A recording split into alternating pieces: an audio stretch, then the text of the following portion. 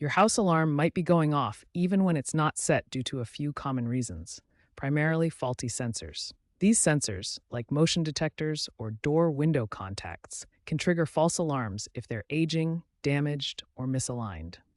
Other causes include low batteries in wireless sensors, which can lead to erratic behavior.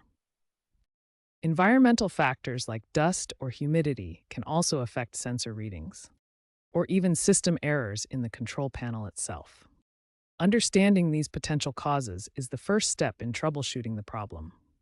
Remember that false alarms make up 94 to 99% of all alarm activations in homes, and faulty sensors are the cause in about 60% of those cases. Newer systems use AI to reduce false alarms, but older systems are more prone to these issues. Start by resetting the system. Power cycle the control panel by unplugging it for 30 to 60 seconds.